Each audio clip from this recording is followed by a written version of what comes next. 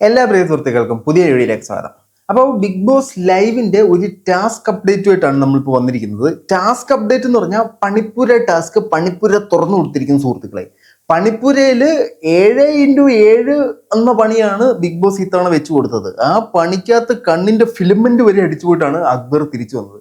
കൂടുതലായി അടുപ്പിക്കുന്നില്ല, നേരെ വീഡിയോയിലേക്ക് പോകാം.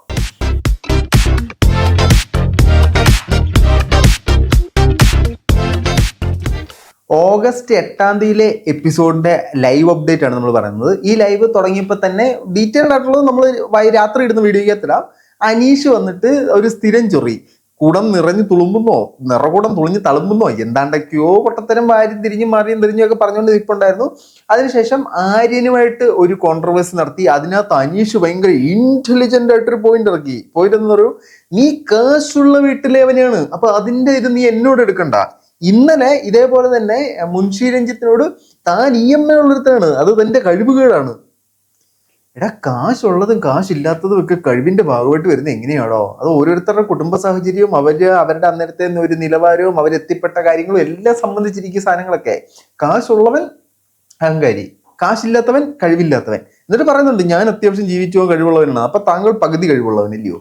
നല്ലതാ. അത് കഴിഞ്ഞ് പണിപ്പുര ടാസ്ക് തുറന്നു കൊടുത്തു. പണിപ്പുര ടാസ്ക് എന്ന് പറഞ്ഞാൽ പണിപ്പുരയ്ക്കകത്താണ് ഇവരുടെ സംഭവം, സാധന രംഗമോ വസ്തുക്കളെല്ലാം ഇരിക്കുന്നത്. അത് ഈ ടാസ്ക് നമ്മുടെ കല്ലുകളി ടാസ്കിൽ ജയിച്ച അക്ബറിന് കയറിയിട്ടൊരു സാധനം എടുക്കാം.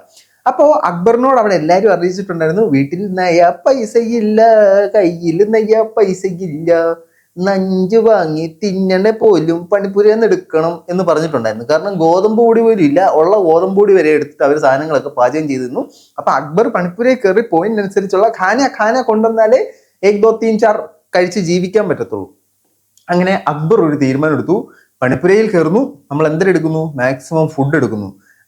അബിക്ക് എന്തോ സോക്സ് എടുക്കണമെന്നൊക്കെ ഉണ്ട്, നടന്നു കഴിഞ്ഞാൽ അതും എടുക്കണമെന്ന് പറഞ്ഞു.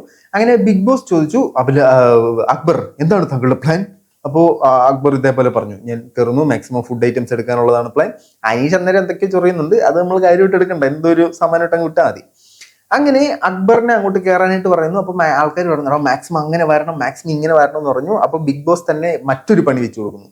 കണ്ണിലേക്ക് ഇടിമിന്നൽ വന്നു കഴിഞ്ഞാൽ എങ്ങനെ ഇരിക്കും, അങ്ങനെ ഒരു പണിയും കൂടെ അകത്ത് എക്സ്പെക്ട് ചെയ്തോളെ. അപ്പൊ നേരെ അകത്തേക്ക് കയറുക, ഇവരുടെ ആ പോയിന്റ്സിനനുസരിച്ചുള്ള സാധനം എടുക്കുക. പുറത്തൊരു ബോക്സ് ഉണ്ട്, ബോക്സിൽ കൊണ്ടിടുക. ആ സാധനങ്ങൾ ഈ പോയിന്റിന് അനുസൃതമാണെങ്കിൽ ഇവർക്ക് എടുക്കാം, പോയിന്റിനേക്കാൾ കൂടുതലാണ് തിരിച്ചു കൊടുക്കേണ്ടതിന്, കുറവാണെങ്കിൽ ഇവർക്ക് എടുക്കാം. സമയത്ത് തിരിച്ചു വന്നില്ലെങ്കിൽ എടുക്കാൻ പറ്റത്തില്ല. 20 സെക്കൻഡാണ് കൊടുത്ത സമയം. അങ്ങനെ അനീഷ് എന്ത് ചെയ്ത്, ആദ്യം അക്ബർ എന്ത് ചെയ്ത്, ജാക്കറ്റോ ഉന്തോ എന്തെങ്കിലും ഉണ്ടോ നോക്കി, ഒന്നും നടന്നില്ല. ബിഗ് ബോസ് ഡ്രോവർ എല്ലാം പിടിച്ച് ലോക്ക് ചെയ്തു. അങ്ങനെ വേസ്റ്റ് ഇടുന്ന കവർ എടുത്തുണ്ടേ അതിനകത്ത് കണന്ന് വാരി പെറുക്കിക്കൊണ്ട് വരുമല്ലോ. പണിപ്പുരയുടെ മുമ്പിൽ ചെന്ന് ബിഗ് ബോസ് അറിഞ്ഞു, മഞ്ഞേ അക്ബറെ ആ കവർ അങ്ങോട്ട് കളഞ്ഞിട്ട് കയറിക്കോടാ കൂട്ടാ എന്ന് പറഞ്ഞിട്ട് കവർ കളയിച്ചിട്ട് അകത്തോട്ട് കയറി ഫുഡ് ഐറ്റംസ് മാത്രം, പിങ്ക് നിറത്തിലുള്ള സാധനങ്ങൾ മാത്രം എടുത്തു. ബിഗ് ബോസ് കൊടുത്ത മറുപണി എന്ന് പറഞ്ഞു കഴിഞ്ഞാൽ അതിനകത്ത് അക്ബറിന് വേണ്ട സാധനങ്ങൾ മാത്രമേ ഉള്ളൂ. അതായത് അക്ബറിന് വേണ്ട വസ്ത്രങ്ങൾ, അക്ബറിന് വേണ്ട ഫുഡ് മാത്രം, വേറെ ഹൗസ് മേറ്റ്സിനുള്ള സാധനങ്ങളൊന്നും ഇല്ല. അതാണ് ബിഗ് ബോസ് കൊടുത്ത മറ്റൊരു പണി. അക്ബർ അങ്ങനെ കയറി പിങ്കിനകത്താണ് ഫുഡ് ഐറ്റംസ് ഇരിക്കുന്നത്. പിങ്കിനകത്തു നിന്നുള്ള ഫുഡ് ഐറ്റംസ് എല്ലാം എടുത്തുകൊണ്ട് പുറത്തിട്ടു. എടുത്ത സാധനങ്ങൾ എന്ന് പറഞ്ഞാൽ മൊത്തം 690 പോയിന്റ്സിനുള്ള സാധനങ്ങൾ എടുത്തു. അതിൽ 180 പോയിന്റ് തിരിച്ചു കൊടുക്കേണ്ടതായിട്ട് വന്നു. എടുത്തത് ചിക്കൻ ബിരിയാണി 180 പോയിന്റ്, പൊറോട്ട സെറ്റും മട്ടൻ കറിയും 180 പോയിന്റ്, പിന്നെ burger veg 100 point, burger non veg 100 point, shawaya half 100 point, chicken noodles 90 point. ഇതാണ് അക്ബറിനെ ഞാനൊന്ന് എടുക്കാൻ പറ്റിയ സാധനം. പക്ഷെ അക്ബർ എടുത്തിട്ട് വന്നപ്പോഴത്തേന് കണ്ണിൽ കൂടെ പൊന്നീച്ച് പറഞ്ഞു. അക്ബർ ഇങ്ങനെ കിറിഞ്ഞ് നിൽക്കുന്നുണ്ട്. ആ ലൈറ്റ് ഇങ്ങനെ ഡിങ് കണ്ണിലോട്ട് അടിച്ചുകൊണ്ടിരുന്നത് ഒരു ബെട പണിയായിരുന്നു. അതിനുശേഷം ഇതിൽ നിന്ന് 2 പ്രോഡക്റ്റ് മാറ്റണം, എന്നെങ്കിലേ ഈ 150 പോയിന്റ് മാറി കിട്ടണം, എന്നാലേ ഇവർക്ക് അത് സെറ്റ് ആകത്തുള്ളൂ. അനീഷ് അപ്പോഴും കട്ടച്ചൊറി, അത് വേണ്ട ഇത് വേണ്ട എന്ന് പറഞ്ഞ അഭിപ്രായം പറച്ചിലും കാര്യങ്ങളും ഒക്കെ ആയിരുന്നു. അങ്ങനെ അഭിപ്രായം പറച്ചിലിന് ഒടുവിൽ അവർ തീരുമാനിച്ചിരിക്കുന്നു, നോൺ വെജ് ബർഗർ ഒഴിവാക്കാം എന്ന് തീരുമാനിച്ചു, 100 പോയിന്റ്. അതോടൊപ്പം തന്നെ ഷവായ് ഹാഫ് ഒഴിവാക്കാൻ തീരുമാനിച്ചു, 100 പോയിന്റ്. അപ്പൊ നൂഡിൽസ് ഒക്കെ ആകുമ്പോഴത്തേനും എല്ലാവർക്കും ഷെയർ ചെയ്ത് കിട്ടുമല്ലോ എന്നുള്ളൊരു പ്രതീക്ഷയിലാണ് പുള്ളിക്കാരൻ അങ്ങനെ ചെയ്തത് എന്ന് നമുക്ക് തോന്നുന്നു. അക്ബർ വളരെ ബ്രില്യൻ്റ് ആയിട്ട് ഈ കാര്യത്തിൽ മൂവ് ചെയ്തു. പുള്ളിക്കാരൻ അനാവശ്യമായ സാധനങ്ങളൊന്നും എടുത്തില്ല, ആഹാര സാധനങ്ങൾ മാത്രം എടുത്തു. വീട്ടിലെ ഭക്ഷ്യ വസ്തുക്കളുടെ ലഭ്യത കുറവിനെ കുറിച്ച് മനസ്സിലാക്കിയിട്ട് അതേപോലെ തന്നെ മാക്സിമം ആളുകൾക്ക് ഷെയർ ചെയ്യാൻ പറ്റുന്ന ക്വാണ്ടിറ്റി കൂടുതൽ ഉണ്ടാകുന്ന സാധനങ്ങൾ മാത്രം ഹോൾഡ് ചെയ്തിട്ട് ബാക്കി സാധനങ്ങളെല്ലാം തിരിച്ച് കൊടുത്തു. വളരെ നൈസായിട്ടുള്ള മൂവ് നടത്തി, ബുദ്ധി പതിയെ ഉപയോഗിച്ച് തുടങ്ങി. കൊള്ളാം, അക്ബറിന്റെ കളി എനിക്ക് ഇഷ്ടപ്പെട്ടു. അത് കഴിഞ്ഞപ്പോഴത്തേനും രാവിലെ ഇവർ ഫുഡ് ഉണ്ടാക്കുക. നമ്മുടെ ഈ ഒനിയൻ ചേട്ടനാണെങ്കിൽ ഒരു തരത്തിലും എങ്ങും അങ്ങോട്ട് ഒന്നും തിളങ്ങിയിട്ടില്ല. ഒനിയൻ ചേട്ടനെ തിളക്കിക്കാനായിട്ടാന്ന് തോന്നുന്നു രേന ഫാത്തിമ ചെന്നിട്ട് ചുമ്മാ, കിച്ചൺ ടീമാണ് ഈ ഒനിയൻ ചേട്ടൻ. ഒനിയൻ ചേട്ടൻ അവിടെ ഇരുന്ന് ഒനിയൻ വെച്ചിട്ട് എന്തൊരു സാധനം ഉണ്ടാക്കുന്നത്.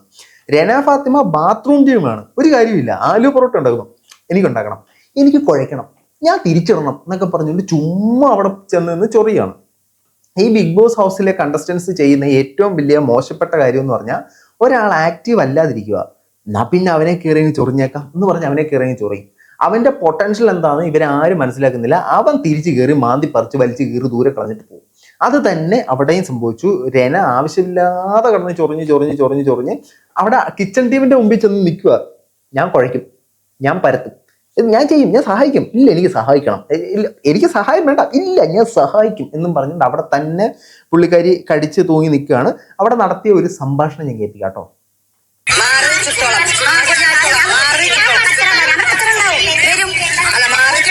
ഒനിയലാണ് കിച്ചൺ ടീം, അയാളാണത് തീരുമാനിക്കുന്നത്, അയാളാണ് കിച്ചൺ ടീമിന്റെ ക്യാപ്റ്റൻ.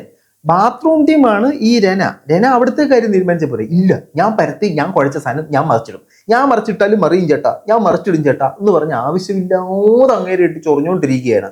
അത് അങ്ങേർക്ക് നല്ല ദേഷ്യം വരുന്നുണ്ട്. അങ്ങേര് ഇതുവരെ ആവശ്യമില്ലാത്ത പ്രശ്നങ്ങളൊന്നും ഉണ്ടാക്കാത്ത ഒരാളാണ്. അങ്ങനെ ചൊറിഞ്ഞ് എന്തായാലും ഞാൻ കാണിച്ചു തരാം.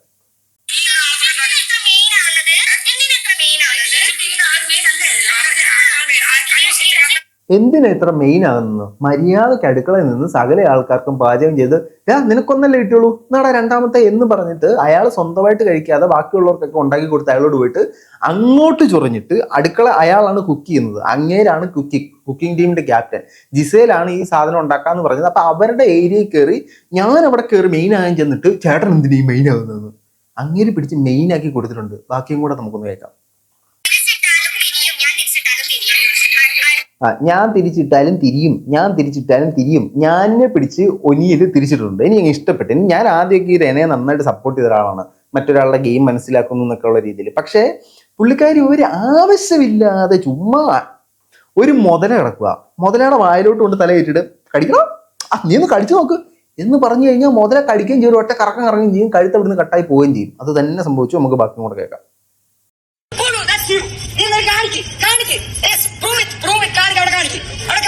ഓഹ്, അത് ഒനിയല് ദേഷ്യപ്പെട്ടു തുടങ്ങുമ്പോൾ രേന എവിടുന്ന് ദേഷ്യപ്പെടുത്തി എന്ന് പറഞ്ഞ് ഡാൻസ് ഒക്കെ കളിച്ച് തുള്ളി ആസ്വദിച്ച് ആഘോഷിച്ച് നിൽക്കുകയാണ്. അത് കഴിഞ്ഞപ്പോഴത്തേനും രേനയെ പിടിച്ചങ്ങോട്ട് കരയിച്ചു.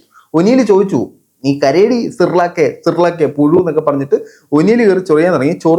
ചൊറിഞ്ഞ്